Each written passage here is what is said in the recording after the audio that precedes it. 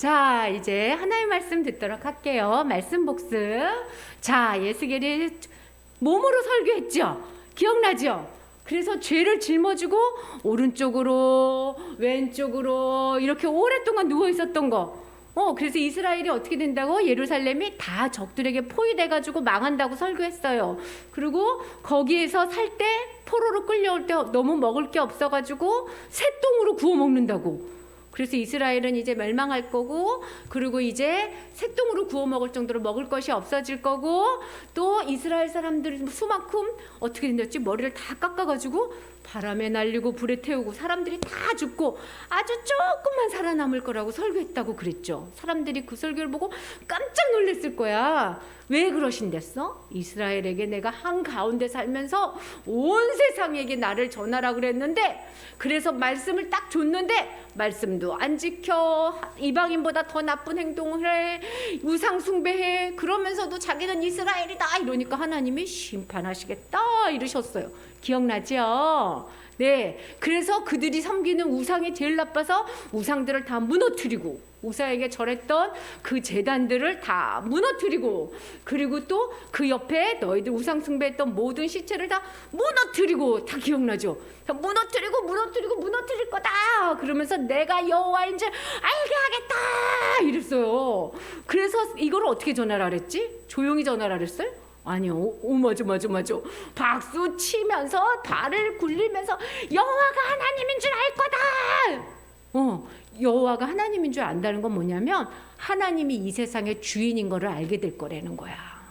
하나님이 최고인 것을 너희가 알게 해줄 거라는 거예요. 이 사람들이 하나님 최고가 아니니까 우상 숭배를 했거든요. 그리고 나서 어떤 일이 벌어졌냐면, 돈과 교만하고 돈을 사랑하고 사람을 의지하고 예배를 대충 드리고 하나님한테 안 드리고 그냥 예배 왔으니까 이렇게 드리는 것 때문에 이런 일이 벌어진다 그랬어요. 그래서 하나님께서 오늘 뭐라고 얘기하시냐면, 예루살렘이 어떤 죄를 지었는지 내가 더 보여줄 거야 이렇게 얘기하셨어. 어떤 죄를 지었는지 알아? 그날은 어떤 날이었냐면, 이제 사람들이 에스겔 선지자님의 그 전도를 설교를 듣고 에스겔 선지자 집을 찾아와. 선지자님, 하나님께 물어볼 게 있는데 좀 가르쳐 주세요. 아니 도대체 우리가 무슨 죄를 얼마나 졌다고 이럽니까? 그럼 우린 진짜 돌아가지 못합니까? 이렇게 물어보고 있는데 에스겔 선지자님이 대답해 줘야 되는데, 그런데 갑자기 저기 위에서 그때 봤던 하나님이 쫙 내려오시는 거예요. 쫙 내려오셔가지고 하나님의 손이 쑥 내려와서 에스겔의 머리를 잡더니 쑥 올라가 버렸어. 어디로 가는 거야? 에스겔을 갑자기 하나님이 머리를 탁 잡더니 어디로 데려가시는 거예요? 어디로 데려가냐면, 지금 에스겔은 바벨론에 있었거든요. 그런데 쑥 데리고 이스라엘 땅으로 슉 날아가는 거야. 지금 비행기보다 100배로 빠르게. 지금은 비행기 타고 간데 그때는 다 비행기도 없어서 걸어갔거든요. 얼마나 뭐냐면 딴 나라 가야 돼. 그런데 다른 나라를 우리가 만약에 호주를 가는데 어떻게 가냐면 똑딱 이렇게 가는 거야. 하나님 비행기 타면. 그래서 하나님이 슉, 진짜 하나님 대단하시죠. 그래가지고 이스라엘 딱 갔는데 어디를 데려가시냐면 이스라엘에 있는 하나님의 성전으로 데리고 가는 거야. 성전으로 데려가시는데 어디에다 딱 떨구냐면, 자, 하나님의 성전에 하나님이 떡 계시는 그 북문에, 이 북문은 누가 다녔냐면 왕들이 다니던 길이에요. 왕들이 예배하려고 이렇게 들어오는 그 길에 보니까 우상이 떡하니 서 있는 거야. 예배하러 오면서 하나님을 생각을 안 해. 우상을 바라보면서 오는 거예요. 우상. 어떤 거지? 예배하러 오면서 어떻게 하면 공부를 더 잘해서 좋은 대학 가가지고 잘 먹고 잘 살까? 어떻게 하면 장난감 더 많이 가져갈까? 그 게임은 어떻게 이길 수 있을까? 이런 생각하면서 오는 거야. 그러니까 하나님이 그 예배가 좋겠어요? 그러면서 하나님이 또 말해준 거야. 북쪽 제단에 가서 보아라. 북쪽 제단에 가서 보니까 세상에 그 제단은 하나님이 예배드리는 곳을 받는 것인데, 하나만 더 넘겨주세요. 예배 드리는 것을 받는 건데 거기에도 우상이 떡하니 있어. 그러니까 헌금 드릴 때, 하나님께 드릴 때 마음을 다해서 드리는 게 아니라 지갑에서 있나? 얼마? 빨리 줘. 헌금 안 갖고 왔어. 이러고 드리는 거야. 하나님께 드리는데.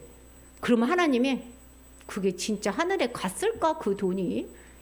하나님 안 갔는데 안 드려야지. 그러면 더 어렵죠. 그렇게 하는 거야. 그러니까 하나님이 니네들이 나를 섬기는 게 아니야. 그러더니 갑자기 에스겔을 데리고 안쪽 뜰로 또 딱 가셨어. 근데 그 가만히 보니까 에스겔아 보아라. 그러니까 거기에 에스겔도 몰랐던 구멍이 있는 거예요.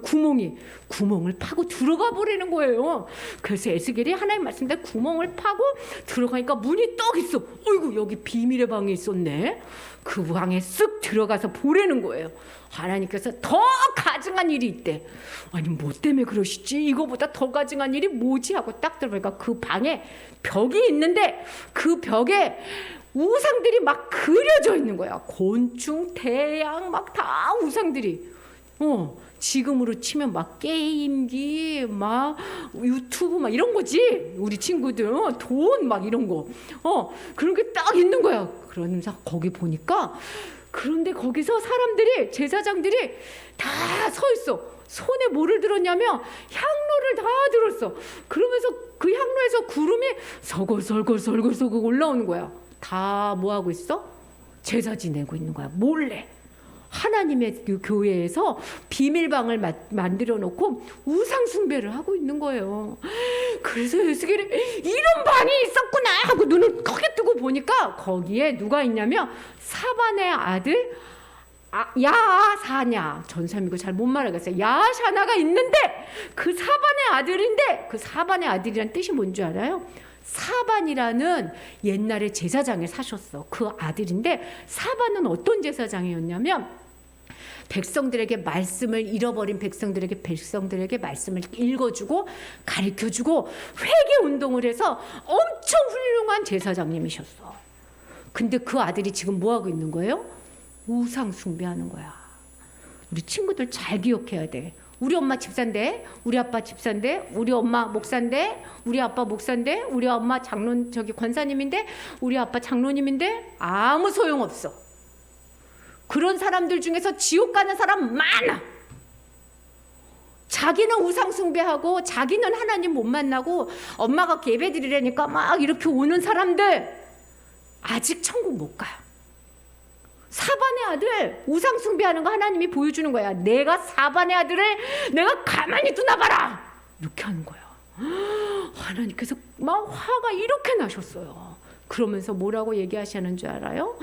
여호와께서 우리를 보지 않아. 여호와께서 이 땅을 버리셨어. 이러면서 제사를 드리는 거야. 하나님이 이제 우리를 돌봐주지 않는다는 거예요. 왜? 바벨론에서 군대가 막 쳐들어왔잖아요.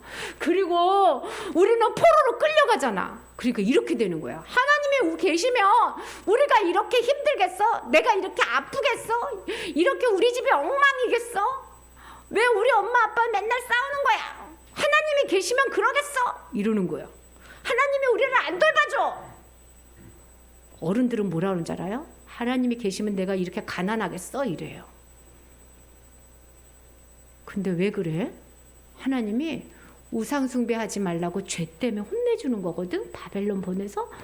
그러면 죄에서 돌이켜서 하나님을 섬겨야 되는데 하나님이 보살펴주지 않으니까 내 힘으로 할 거야. 이제 하나님은 필요 없어. 이렇게 하는 거야. 이제 그래서 하나님이 어떻게 할까요? 이런 사람들에게 이제 내가 심판할 거야. 어떻게 불쌍하게 생각하지 않을 거야. 긍휼히 여기지 않을 거야. 이제는 이제까지 430년 동안 전생 그랬죠. 하나님이 430년 참았다고. 불쌍히 여겨서 참으셨어. 아유 불쌍해라. 그래 돈이 필요하지. 아이고 불쌍해라. 그래 공부가 안 되니까 속이 상하지. 아이고 불쌍해라. 엄마 아빠 싸우니까 하나님이 없는 것 같지. 그래서 이제까지 참으셨어. 근데 계속 그러니까 긍휼을 베푸지 않을 거야. 친구들아, 하나님이 몇 년 참으셨다고요? 430년. 누가 손들어? 하나님 더 참으세요. 이렇게 말할 사람 손들어 보세요. 아무도 없어. 전도사님은 43일도 못 참겠어요. 43년 참을 수 있는 친구. 그 430년 하나님이 꾹 참는데 이제 가만히 안 둘 거야. 이제 내가 심판할 거야. 심판할 천사들아 와라. 그러니까 무기를 든 천사들이 6명이 쫙 한 줄로 섰어. 이제 뭐하는데 이 무기 들고? 하나님한테 하나님 우리를 보지 않으시고 우리를 돌봐주지 않아 우리를 버리셨어 말하는 사람들 다 죽이러 가는 거예요. 쫙 써가지고. 그런데 하나님이 잠깐만 하면서 천사 하나를 또 불러.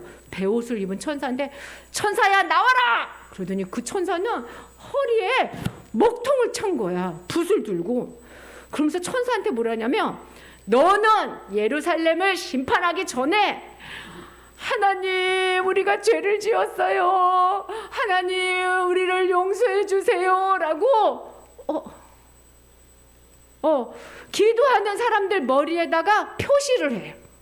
얘는 하나님 믿는 사람, 얘는 하나님 믿는 사람 이렇게 표시를 해요. 그러면 무기 든 자들이 죽이려고 딱 하다가 머리에 표시했으면 어떡할까요? 안 죽이는 거예요.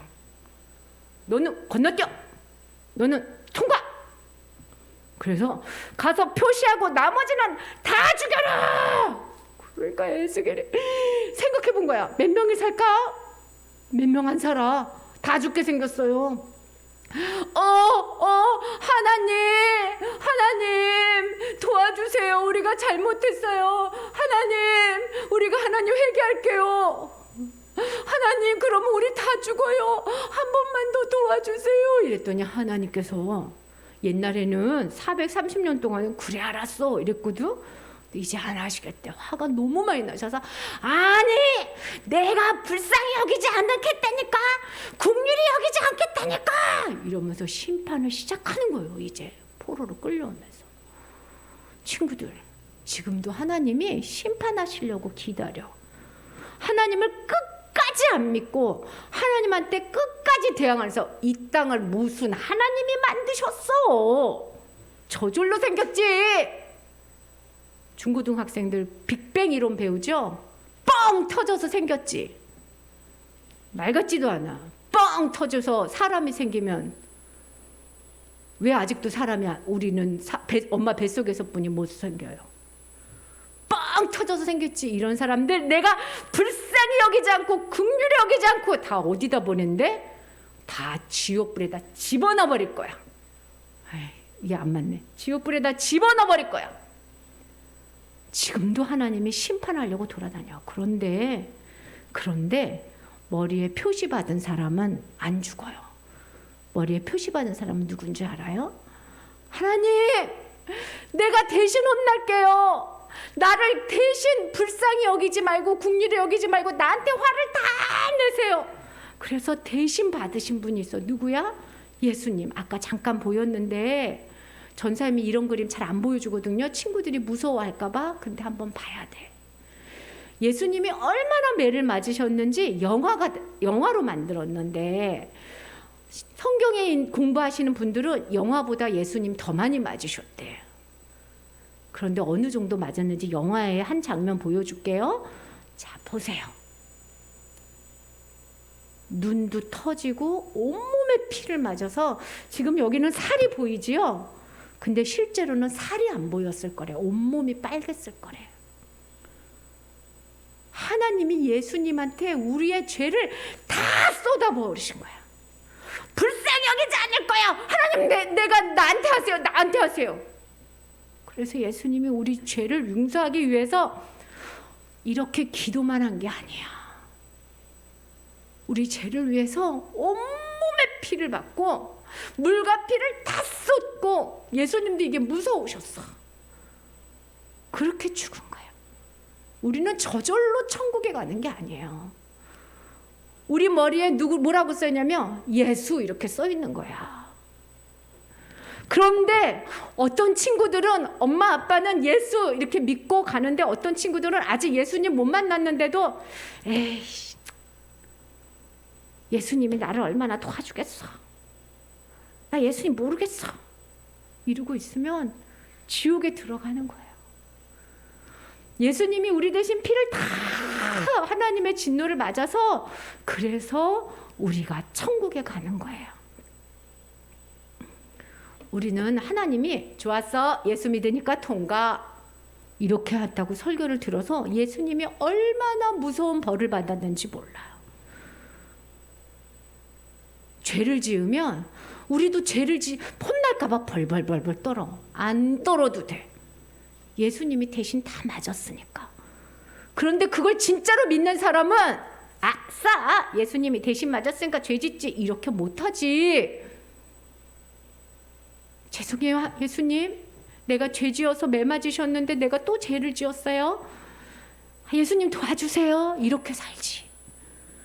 예수님 우리가 죄를 지었어요. 용서해 주세요. 이렇게 사는 사람을 하나님이 머리에 인친다는 거야. 진짜로 믿는 아이들, 말로만 믿지 않는 아이들, 자기 죄를 알고 하나님께 고백하는 아이들, 우상 숭배 안 하려고 애쓰는 아이들, 예배 시간에 하나님의 말씀을 듣는 아이들. 전사님이 이 설교 준비하면서 누워서 잠을 자는데 그래, 내가 공짜로 천국 간 게 아니었구나. 우리 공짜 아니에요. 예수님이 매 맞았고 예수님이 죽으신 거예요. 예수님이 죽고 지옥에까지 떨어진 거야. 여러분 지옥 갈 거니까 예수님도 대신 간 거야. 그렇게 믿은 예수님을 기억하세요? 하나님이 불쌍히 여기지 않을 거야. 그렇게 하시면서도 하나님이 이렇게 하면 사람들이 다 죽으니까 내 아들을 보내서 대신 해야지. 이렇게 하신 걸 기억하세요? 다 같이 기도, 눈 감고 기도하겠습니다. 하나님, 예수님 보내주셔서 감사합니다. 우리가 죄를 지어도 그걸 깨닫지 못했는데 예수님 보내주셔서 우리의 죄를 알게 해주시고 천국에 보내주셔서 감사합니다. 하나님이 우리 보지 않는다, 우리 돌보지 않는다 생각하는 거 예수의 이름으로 떨쳐버리게 해주시고 하나님을 믿고 하나님 우상 숭배하지 않고 살게 해주세요. 예수님 이름으로 기도합니다. 아멘.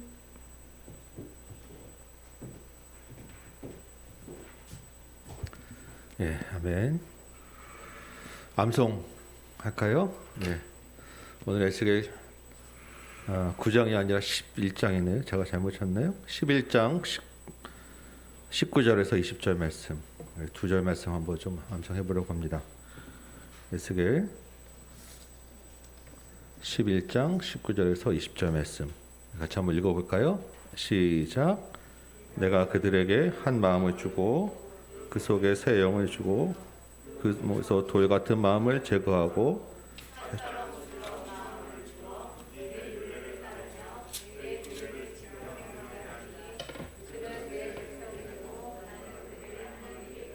아멘. 네, 한번 연습 한번 해보시기 바랍니다. 조금 길지만 익숙한 구절들이 많이 있어서 쉽게 할 수 있을 것 같아요. 이게 그들에게 한 마음을 주고 그 속에 새 영을 주며 그것에서 돌 같은 마음을 제거하고 살처럼 부드러운 마음을 줘 내 율례를 따르며 내 규례를 지켜 행하게 하리니 그 백성 나는 그들의 하나님이 되리라.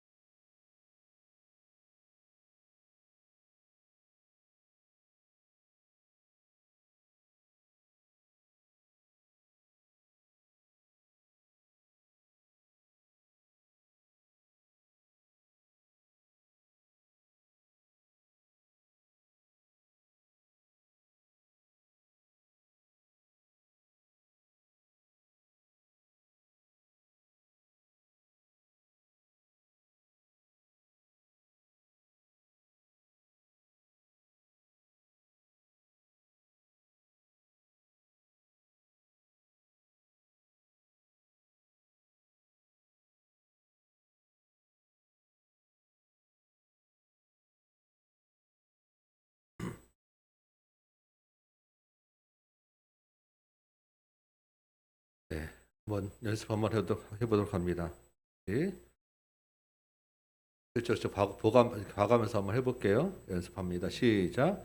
내가 그들에게 한 마음을 주고 그 속에 새 영을 주며 그 몸에서 돌 같은 마음을 제거하고 칼처럼 부드러운 마음을 주어 내 율례를 따르며 내 규례를 지켜 행하게 하리니 그들은 내 백성이 되고 나는 그들의 하나님이 되리라. 좀 길죠? 다시 한번 봐가면서 한번 합니다. 시작. 내가 그들에게 한 마음을 주고 그 속에 새 영을 주며 그 몸에서 돌 같은 마음을 제거하고 칼처럼 부드러운 마음을 주어 내 율례를 따르며 내 규례를 지켜 행하게 하리니 그들은 내 백성이 되고 나는 그들의 하나님이 되리라. 조금 힘들지만 그래도 한번 그냥 해보도록 하겠습니다. 다시 한번 잠깐 일어서 볼까요? 이게 11장 19절에서 20절 말씀입니다. 한번 합니다. 시작. 내가 그들에게 한 마음을 주고 그 속에 새 영을 주며 그 몸에서 돌 같은 마음을 제거하고 칼처럼 부드러운 마음을 주어 내 율례를 따르며 내 규례를 지켜 행하게 하리니 그들은 내 백성이 되고 나는 그들의 하나님이 되리라. 아멘. 오늘 우리에게 주시는 말씀 에스겔 11장 16절에서 21절 말씀입니다. 에스겔 11장 16절에서 21절까지 말씀이에요. 제가 읽도록 하겠습니다. 그런즉 너는 말하기를 주 여호와의 말씀에 내가 비록 그들을 멀리 이방인 가운데로 쫓아내어 여러 나라에 흩었으나 그들이 도달한 나라들에서 내가 잠깐 그들에게 성소가 되리라 하셨다 하고 너는 또 말하기를 주 여호와의 말씀에 내가 너희를 만민 가운데서 모으며 너희를 흩은 여러 나라 가운데서 모아내고 이스라엘 땅을 너희에게 주리라 하셨다 하라. 그리로 그리로 가서 그 가운데의 모든 미운 물건과 모든 가증한 것을 제거하여 버릴지라.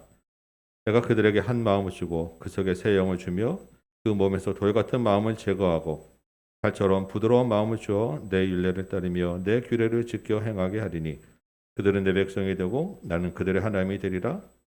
그러나 미운 것과 가증한 것을 마음으로 따르는 자는 내가 그 행위대로 머리에 갚으리라. 나 주 여호와의 말이니라. 아멘. 앉으시기 바랍니다. 오늘 이 말씀을 가지고 떠남과 돌아옴이라고 하는 말씀으로 같이 여러분과 은혜를 나눕니다.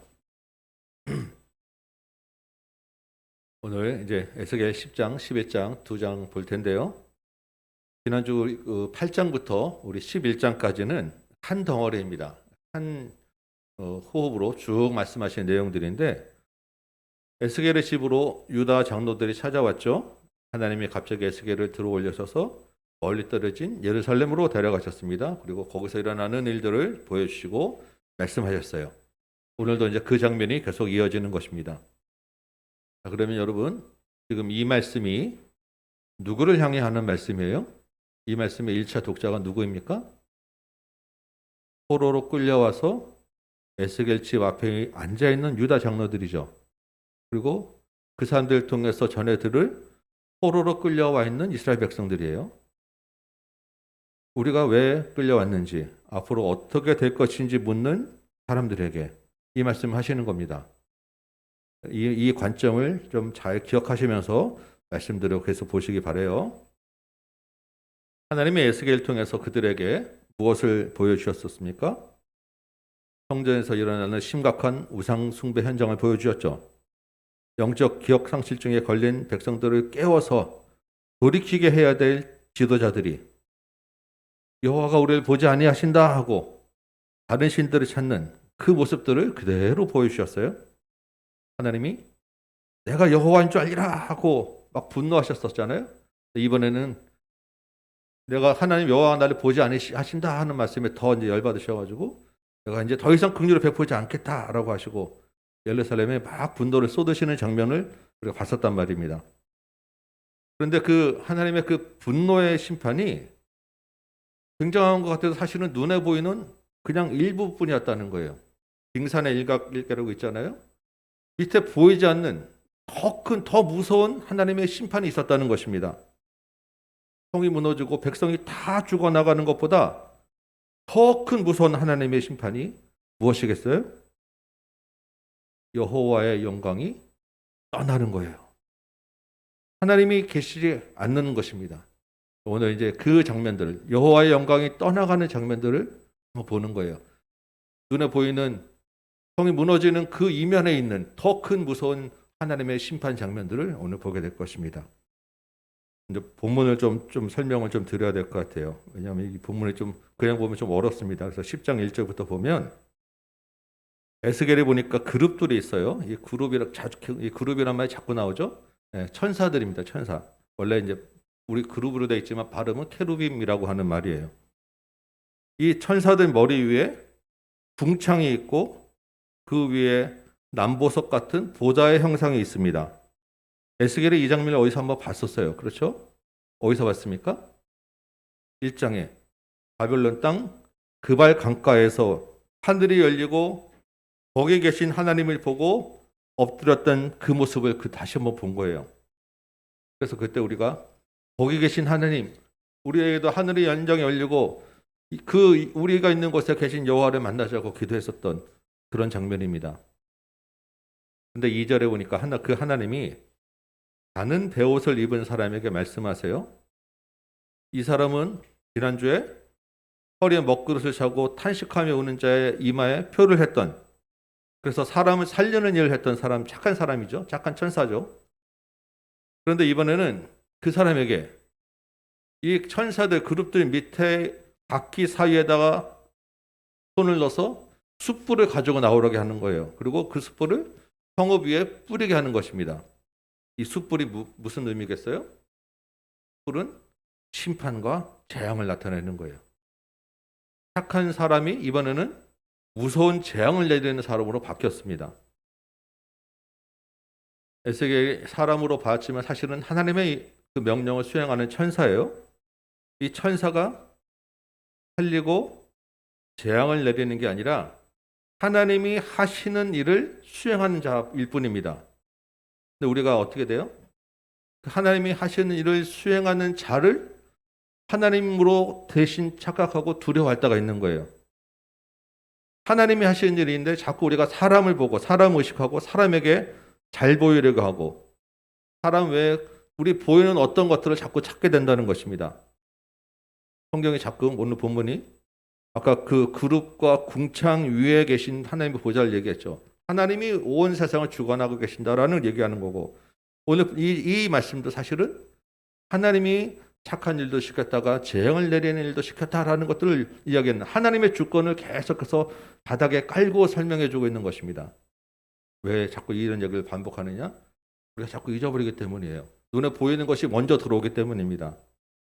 그래서 이렇게 하나님의 전체적인 주권을 자꾸 생각하면서 우리에게 행하신 일들, 우리의 삶에서 일어나는 일들을 하나님과 자꾸 연관시키고 하나님이 하셨다라는 것을 기억하는 훈련과 믿음이 필요한 것입니다. 그렇게 해서 자꾸 삶에서 하나님을 고백하는 여러분 되시기 바라요. 3절 보면 이 그룹들이, 이 천사들이 성전 오른쪽에 서 있고 이 안뜰에는 구름이 가득합니다. 이 구름이 가득한 것은 하나님이 임하실 때 나타나는 일반적인 현상들이에요. 4절에 아주 중요한 구절이 있어요. 에스겔의 눈에 여호와의 영광이 그룹에서 올라와 성전 문지방으로 이동하는 것이 보이는 것입니다. 여호와의 영광이 어떤 모습이에요? 어떤 모습을 보면 여호와 영광으로 딱 알아볼 수 있습니까? 설명하기 어렵죠. 우리 1장 26절 한번 잠깐 뒤집어 볼까요? 1장 26절. 그러면 거기에 이런 구절들이 있어요. 그 하나님의 보좌가 있고 그 보좌에 형상이 있는데 속과 주위가 다 불같아서 사방으로 막 광채가 납니다. 그 광채의 모양이 비온 뒤에 무지개 같은데 이것이 여호와의 영광의 형상의 모양이다라고 지금 설명을 해주고 있어요. 그 여호와의 영광의 형상의 모양이 지금 보여지는 거예요. 그러니까 사방으로 광채가 막 나는 모양들이 지금 성전 안에 있는 그룹에서 올라와서 성전 문지방으로 이동하고 있는 것입니다. 이제 또 하나 더 설명을 해야 될 것은 여호와의 영광이 그룹에서 올라왔다고 해요. 이 그룹이 지금 어디에 있는 그룹입니까? 우리가 좀 아까 성전 옆에 그룹들 서 있고 막 그룹 얘기 나왔는데 지금 이 여호와의 영광이 처음 올라온 이 4절에 있는 그룹은 출애굽기에 이제 보면 성막을 막 지을 때 성막 안에 가장 깊숙이 지성소에 뭘 놔둡니까? 법궤를 놔두죠. 법궤 뚜껑 위에 뭐가 있냐면 그룹을 만들라고 돼 있어요. 법궤가 있고 그 법궤 뚜껑 위에 양쪽에 그룹을 딱 만들어요. 그러니까 이 그룹 모양을. 이 그룹들이 서로 마주보고 있고 날개를 펴서 이렇게 마주보고 서 있는 그 날개 사이, 법궤 이 뚜껑의 그 날개 사이를 속죄소라고 성경이 이야기를 해요. 하나님이 여기에 있으면서 너희를 만나고 여기서 너희에게 죄를 사하고 너희랑 이야기할 거야 라고 하신 장소가 이 법궤의 그룹들 사이예요. 그러니까 지금 이 4절에서 여호와의 영광이 그룹에서 올라왔다라고 하는 것은 이 법궤 위에 지성소 안에 이 그룹 요 사이에 이 속죄소에서 여호와의 영광이 떠났다는 거예요. 속죄소가 눈에 보이진 않지만 거기 하나님이 계시다라고 하는 그 임재의 상징인 장소인데 거기서 여호와의 영광이 올라와서 어디로 갑니까? 성전 문지방까지 이동해 간 거예요. 문지방을 넘을까 말까 넘을까 말까. 에스겔이 이걸 알아차리고 깜짝 놀라죠. 그리고 다시 자세히 보는 거예요. 다시 보니까 이제 성전에 있던 그 그룹들이 있고 뭐 바퀴가 있죠. 여기 이제 그룹들은 실제 아까 그 그룹 법궤 위에 올라온 거 모형으로 되어 있는 거고 실제 막 하나님의 영광 계신 곳에 막 그룹 천사들이 막 여기 있었잖아요. 이 그룹들이 보이고 거기에 뭐 바퀴도 보이고 일장에서 봤던 그냥 그 모습들이 막 보이고 있는 거예요. 아 이게 뭔가 처음에 잘 몰라 다시 보니까 천사구나, 하나님의 영광이구나, 하나님의 모습이구나 다 잘 알아들었어요. 그 막 이제 그 그룹들이 뭐 움직이는 걸 보면서 중요한 건 18절이에요. 18절에 보니까 아까 이 법궤 위 그룹에서 떠나 성전 문지방에 이른 여호와의 영광이 이 실제로 거기 움직이는 이 그룹들 천사들 머리 위로 옮겨간 것입니다. 근데 이 그룹들은 밑에 바퀴가 있으니까 막 움직이는 거예요. 이 움직이는 이 운반 도구로 그룹들이 있는데 그 여호와의 영광이 거기 있으니까 어떻게 돼요? 그룹이 움직이는 대로 여호와의 영광도 같이 따라 움직이는 거예요. 근데 이 그룹이 어디로 가느냐? 성전으로 들어가는 동쪽 문으로 옮겨간 것입니다. 문지방을 넘었어요.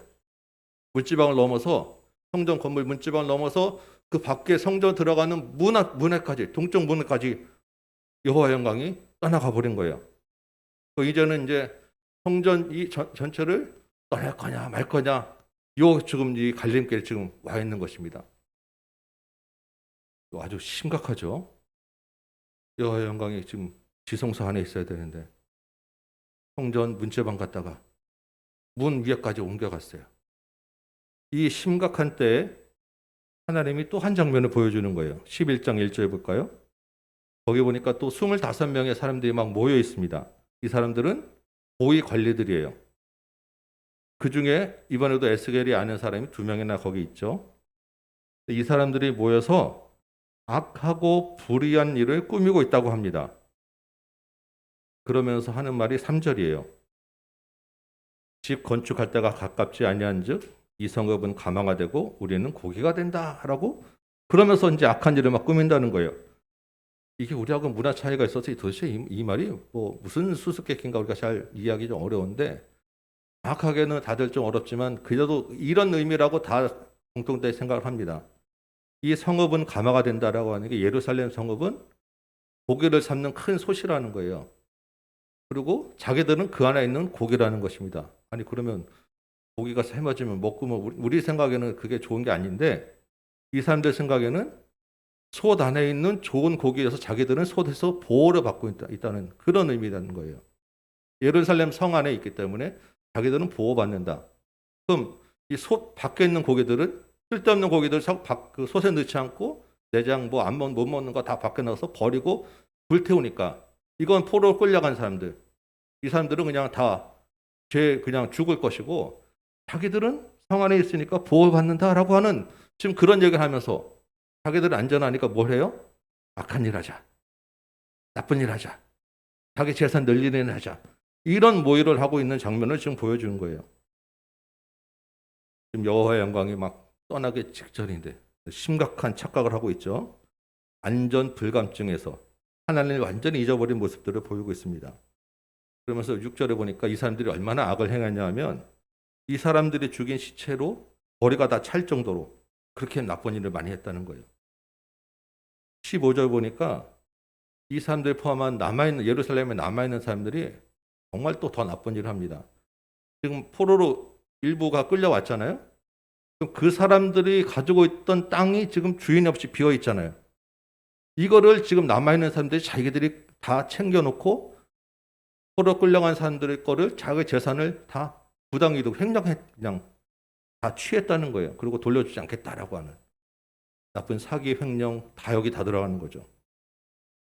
하나님이 지금 그 모습을 보면서 기가 막힙니다. 지금 하나님은 지금 성전을 떠날까 말까 그냥 갈등하고 계시는데 그 와중에 이런 일들을 하고 있는 거예요. 7절 보니까 하나님이 말씀하시죠. 너희가 죽인 사람이 고기다.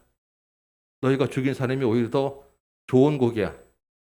너희는 고기가 아니야. 너희는 그래서 그 가마솥 안에서 끌려 나와서 버려지고 태워버릴 거야.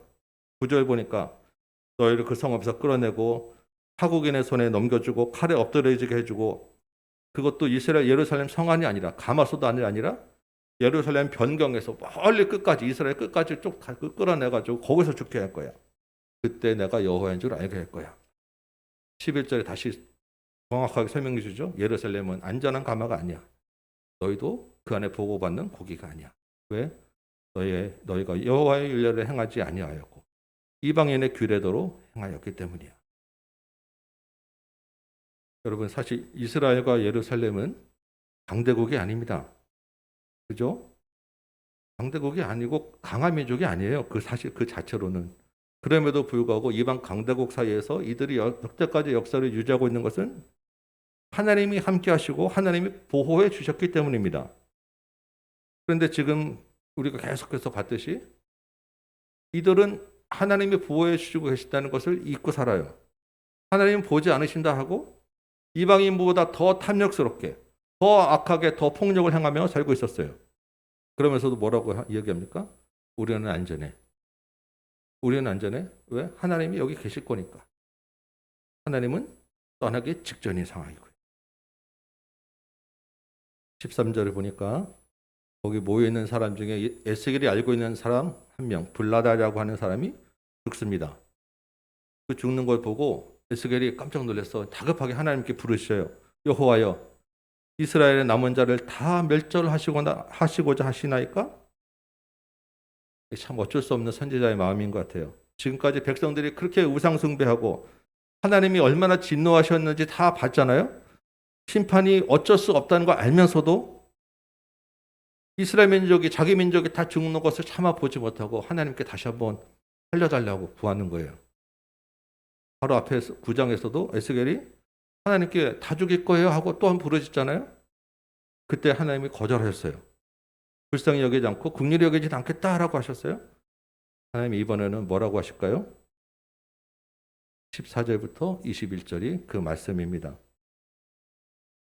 이번에는 다른 말씀을 하세요. 회복시켜 주시겠다. 돌아오게 해주겠다라고 한 말이에요. 그런데 이스라엘에 남아있는 자들이 아니라 포로로 끌려간 사람들을 돌이키게 해주겠다라는 것입니다. 이스라엘에 남아있는 자들에게는 여전히 불쌍히 여기지 않고 긍휼히 여기지 않는 심판이 임할 거예요. 그런데 포로로 끌려간 사람들, 이 남아있는 사람들이 보기에는 가마솥 밖에 있어서 버려진 것 같은 그렇게 얘기하는 그 사람들을 데리고 내가 돌이키게 하고 그 사람들 데리고 다시 시작할 거야, 회복시켜 줄 거야 라고 말씀하고 있는 것입니다.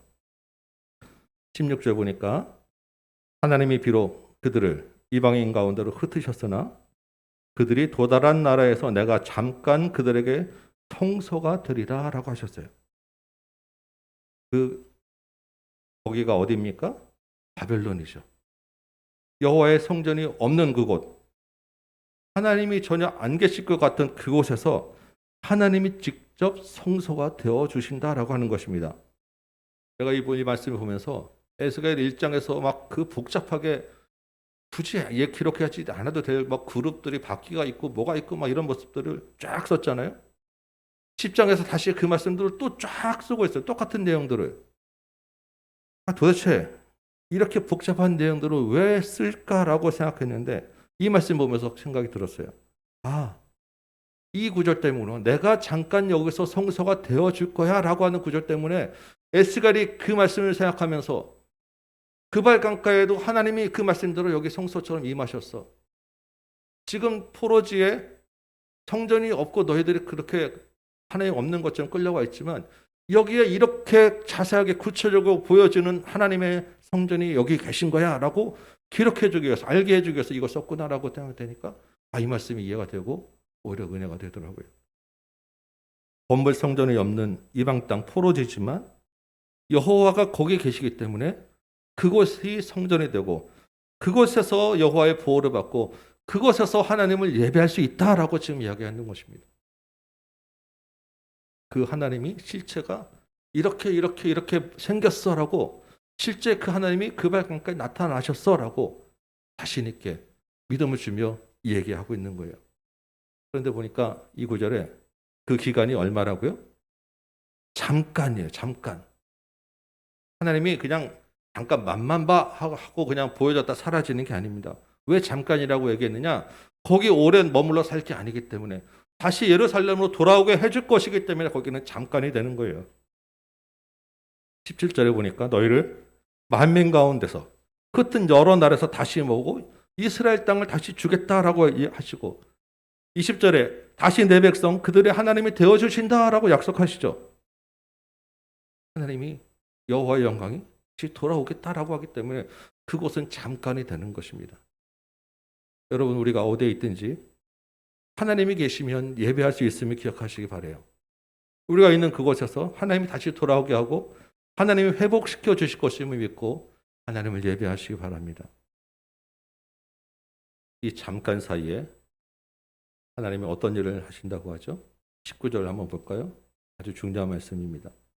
오늘 암송했던 말씀이죠. 내가 한 마음을 주고 그 속에 새 영을 주고 돌 같은 마음을 제거하고 부드러운 마음을 주신다고 하셨습니다. 한 마음이라고 하는 것은 너희들끼리 하나로 뭉치게 해주겠다라고 하는 말이 아닙니다. 하나님과 마음을 같이 해서 하나님과 한 마음이 되게 해주겠다라는 거예요. 하나님의 마음을 그들에게 주겠다. 하나님의 마음을 알고 그동안 단절되었던 하나님과의 관계를 다시 회복시켜 주시고 하나님과 소통하게 해주겠다라고 하는 말입니다. 새 영은 뭐겠어요? 그들에게 성령을 부어주신다라고 하는 말입니다. 그들이 자신들의 잘못을 회개하고 하나님을 알게 하려면 그들 안에 성령으로 새로워져야 되는 거예요. 성령께서 그들 안에서 역사하셔야 가능한 일이기 때문입니다. 오늘 예배 시작할 때 우리 시편 51편 말씀을 제가 읽었는데 다윗이 범죄하고 회개할 때 기도했던 말입니다. 거기 뭐라고 되어 있습니까? 내 안에 정직한 영을 새롭게 하소서. 주의 성령을 내게서 거두지 마소서. 하나님의 영, 새 영이 우리 안에 들어있을 때 우리를 새롭게 해주시고 하나님을 알게 할 수 있는 것입니다. 그리고 또 뭘 주신다고요? 돌 같은 마음을 제거하고 부드러운 마음을, 살처럼 부드러운 마음을 주신다고 하셨죠. 여러분, 마음이 왜 돌같이 굳겠습니까? 오랫동안 자라지 않고 쌓이면 굳어지는 거예요. 이스라엘이 율법을 알고 여호와의 말씀을 하는데 그것을 건성으로 겉으로만 아는 것들이 오래오래 쌓이다 보니까 그 마음이 굳어서 이제는 여호와의 말씀이 들어가도 들리지 않고 변화도 없고 감동도 없고 그냥 굳어진 모습으로 살아가게 됐던 것입니다. 여러분, 우리도 신앙생활 하면서 우리가 겉으로 예배드리고 겉으로 종교생활 한다고 그러면 말씀을 아는 것 같지만 우리 마음은 돌같이 될 것입니다. 예배에 감동도 없고 말씀이 들리지 않고 굳어서 죽어가는 것도 모르고 찔러도 아픈 것도 모르고 그 굳은 마음은 내가 내 힘으로 제거할 수 없어요. 하나님이 떼어내주시고 그 밑에 있는 부드러운 살로 만져주셔야 가능한 일입니다. 하나님이 이 일들을 바꾸어 주신다는 거예요. 그렇게 해서 한 마음 주고 새 영을 주고 부드러운 마음으로 바꾸어지면 어떤 일이 일어나느냐? 그게 18절입니다. 그들 가운데 있는 미운 물건과 모든 가져간 것들을 제거하게 되는 거예요. 내 마음이 바뀌고 굳은 마음이 제거하고 나면 내 안에 있는 버려야 될 것들이 보인다는 것입니다. 내가 바꾸어야 될 것들이 보이게 되는 거예요. 그래서 내 삶을 바꿔져 나가면서 20절에 벌써 여호와의 율례를 따르게 되는 것입니다. 그래서 완전히 새로워진 모습으로 바뀌어지는 거예요. 이 순서와 원리를 여러분 기억하셔야 돼요. 내가 내 힘으로 우상을 제거하고 스스로 내가 말씀을 따르겠다? 아니요. 그렇게 될 수 없어요. 내가 애써서 하는 일은 오래 가지도 못하고 진정한 변화를 가져오지도 못해요. 내 안에 또 하나의 돌 같은 마음을 굳게 하는 것들이 쌓일 뿐입니다. 전적으로 하나님이 이 일을 하시는 거예요. 하나님이 먼저 하나님을 의지하고 하나님의 은혜를 구하는 자에게 우리의 마음을 새롭게 하고 영을 주시고 하나를 일으켜 주시면 우리가 그 힘으로 우리의 죄에서 돌이키고 하나님의 말씀을 따르게 된다는 것입니다. 22절 볼까요? 이러는 중에 그룹들이 다시 날개를 막 들어요. 떠난다는 거죠. 성전으로 들어가는 동문에 있던 여호와의 영광이 23절에는 성읍 가운데서부터 올라가서 성읍을 벗어난 성읍 동쪽에 있는 산으로 이동해 갑니다. 그 산 위에 머무른 거예요. 이제 완전히 예루살렘 성읍을 떠난 것입니다. 그러면 이 성은 멸망하는 일만 남게 되는 거예요. 여호와의 영광은 이제 어디로 가게 됐어요? 바벨론 땅으로 가야죠. 거기서 잠깐 성소가 되어진다고 했잖아요.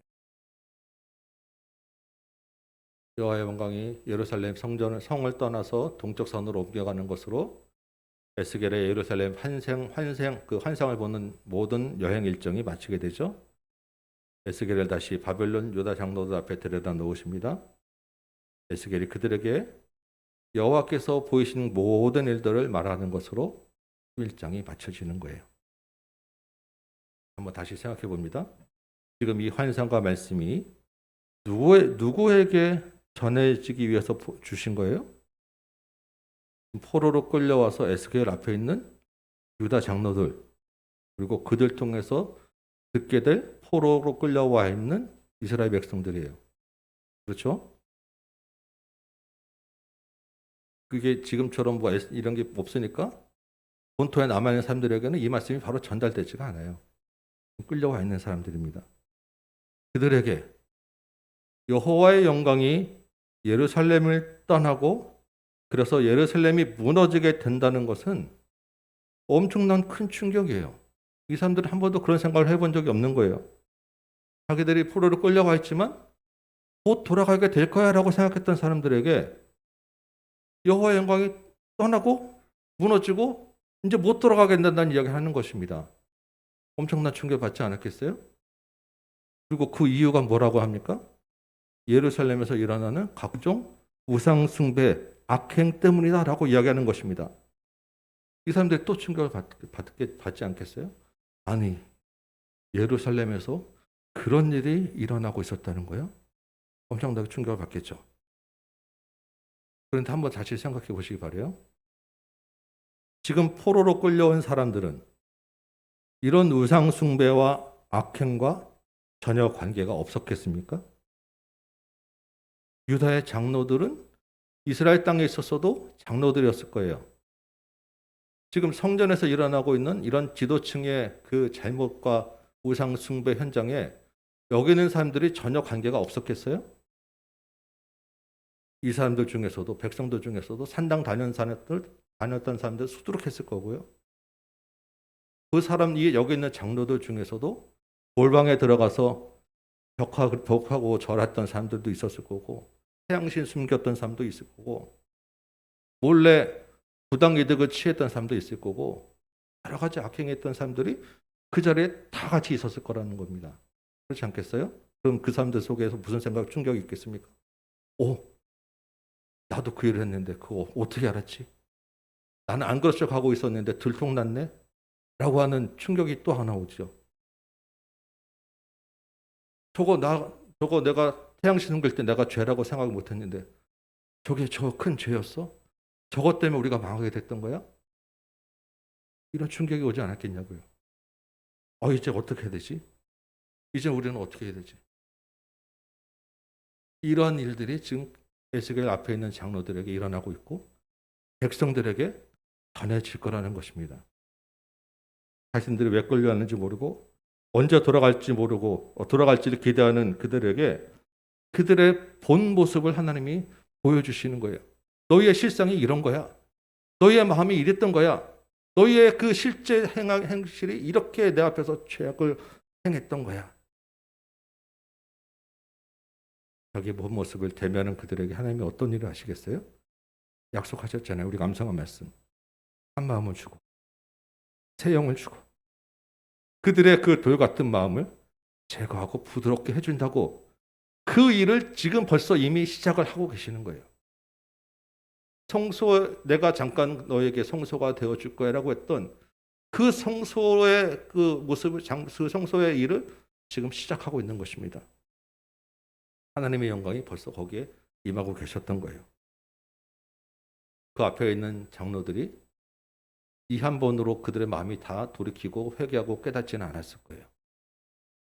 그리고 21절 보면 오늘 보면 11장 21절 보면 그들 중에도 여전히 돌이키지 않는 자들이 있어 죽게 될 자들도 있었을 것입니다. 그런데 어떻게 돼요?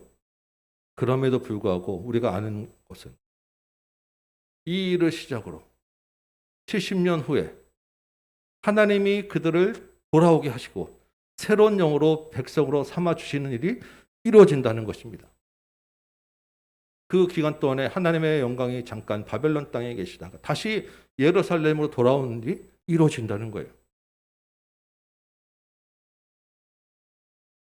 여러분, 하나님이 이 말씀을 유다 장로들에게만 하시겠어요? 이 말씀을 기록하고 우리에게 주신 것은 이 말씀을 보면서 우리에게도 하시는 말씀이 있다는 것 아니겠습니까? 고린도전서 3장 16절을 좀 한번 찾아볼까요? 고린도전서 3장 16절입니다. 많이 들었던 잘 아는 말씀이에요. 요한복음 3장 16절? 그럼 같이 연관시켜서 고린도서 3장 16절 한번 외우기도 쉬워요. 한번 읽어볼까요? 같이? 시작. 너희는 너희가 하나님의 성전인 것과 하나님의 성령이 너희 안에 계시는 것을 알지 못하느냐. 이 말씀에서 너희는 고린도 교회지 1차적으로. 그렇지만 고린도 교회를 포함한 신약 교회와 신약 성도들을 다 포함하는 것입니다. 우리도 그 안에 들어있어요. 우리가 어떻게 하나님의 성전이 되었습니까? 예수님이 우리 죄를 대신해서 심판받으심으로 가능한 거예요.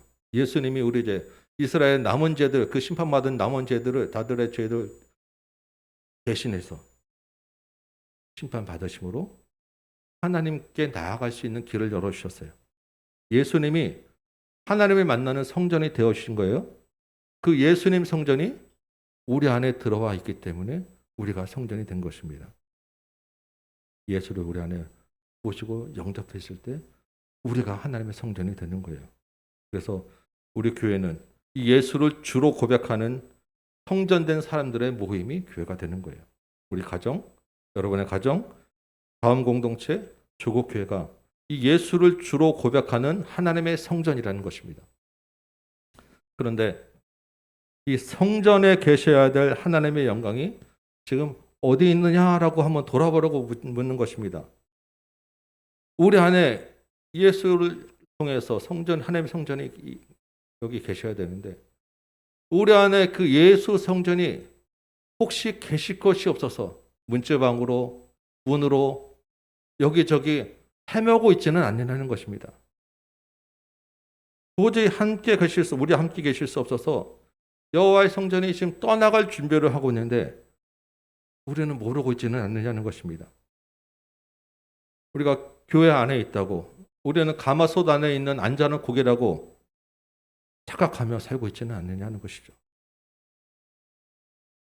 지난주 이번 주 계속 본문에서 보듯이 하나님과 다른 것을 겸하여 섬기는 곳에는 하나님이 계실 수 없습니다.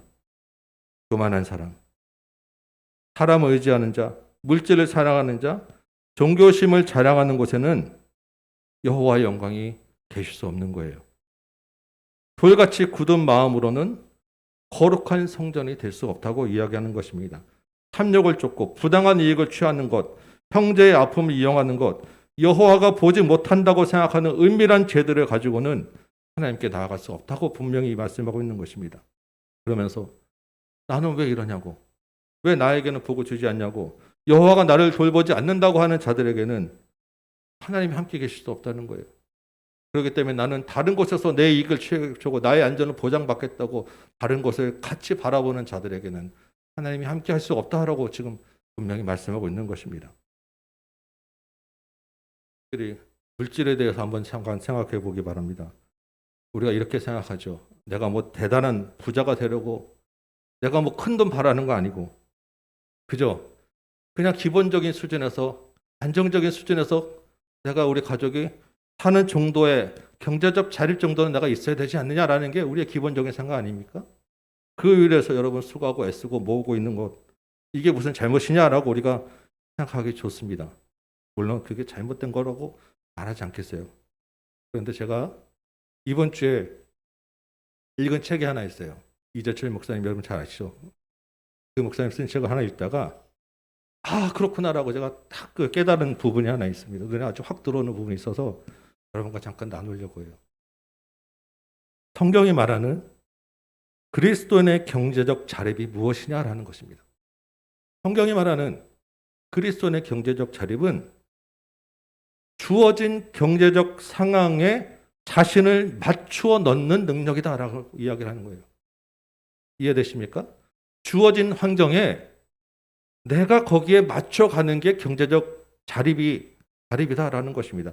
내가 기대하고 내가 욕구하는 경제력을 얻는 게 경제적 자립이 아니라 하나님에게 주어진 그 상황에 나를 맞춰가는 것이 성경이 말하는 경제적 자립이라고 이야기하고, 바울이 내가 자족한다라고 하는 말이 그 말이라는 말입니다. 나는 정말 이 정도가 기본적인 수준, 나는 욕심이 없어라고 얘기할 수 있는데 이것을 추구하고 따르다 보면 돈의 노예로 전락하고 만다는 것입니다. 왜? 이거 채우면 그 다음 더 큰 욕구, 더 큰 욕구가 계속해서 따라오기 때문이라는 거예요. 여러분, 우리에게 주어진 상황, 경제적인 상황도 하나님이 허락하신 주어진 상황입니다. 그 안에 자신을 맞추어 스스로 자족할 줄 알아야 어떤 상황에서든 하나님을 모시고 사는 자가 되는 거예요. 경제적 상황 따로 있고 예배하는 상황 따로 있지 않는 것입니다. 하나님의 영광이 떠난 줄 모르고 망해가는 번번의 이스라엘이 내가 경제적으로 독립하겠다고 하는 그 욕구와 맞물려 있다는 똑같은 모습이라는 것을 우리가 봐야 한다는 거예요. 혹시 우리도 하나님의 영광이 떠났는데도 불구하고 내 욕심과 자만에 빠져서 하나님의 성전이라고 나는 착각하고 있지는 않은지 심각하게 면밀하게 한번 보자는 것입니다. 하나님이 한 마음과 새 영과 부드러운 마음을 주신다고 하였습니다. 그리고 그 일을 이미 시작하셨죠. 이 말씀을 듣고 보고 이 자리에 있는 것이 하나님의 은혜라고 우리는 받습니다. 나의 본 모습을 대면하는 것에서 돌아오는 것이 시작되기 때문이에요. 주께서 우리를 새롭게 하시는 일을 시작하는 것이기 때문입니다. 주께서 우리를 새롭게 하시도록 우리의 몸과 마음을 내어드리기 바랍니다. 주께서 필요에 따라서 우리를 비천하게도 하고 빈곤하게도 하고 어려움을 주시기도 할 것입니다. 때로는 형통하게도 하실 것이고 기대 이상으로 채워주시기도 할 거예요. 어떤 상황에 있어든지 주님이 선하심을 믿고 주님을 의지하시기 바랍니다. 그 주님의 인도를 따라서 주께서 우리에게 새 마음을 바꿔주시는 것을 따라서 우리 안에 있는 미운 것, 가증한 것을 제거하시기 바라요. 그리고 하나님의 말씀을 따르는 삶으로 바꿔내시기 바랍니다. 그래서 어느 곳에 있든지 우리를 성소로 삼아 주신다고 하셨어요. 하나님을 예배하는 사람으로 만들어 주신다고 하셨습니다. 이 말씀 믿고 여러분의 삶을 바꿔내는 여러분 되시기 바라요.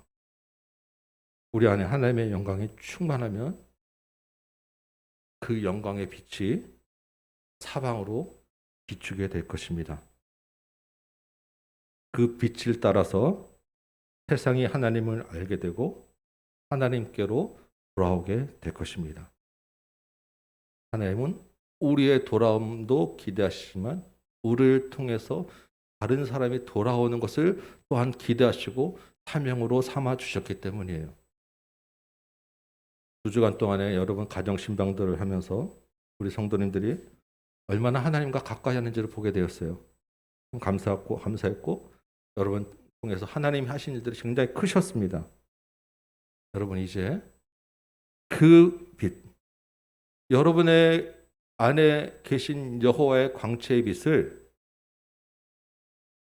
세상에 비추는 일을 위하여 기도하시고 그 일에 힘쓰시기 바랍니다. 내 안에, 우리 가정 안에 있는 경제적인 문제, 여러 가지 것들만 바라보고 기도하지 마시고 이제는 그 빛을 세상으로 펼치시기 바라요. 여러분 한 영혼을 주께로 돌아오는 일보다 귀한 일은 없습니다. 코로나 시국이지만 태신자를 품으시기 바랍니다. 그리고 태신자를 품고 인도하기 위하여 기도하시기 바라고 성령이 인도하셔서 기회 주실 때마다 안하시기 바랍니다. 하나님의 영광이 여러분과 함께 하실 거예요. 그 현장에서 그 잠깐의 성소가 되어 주실 것입니다.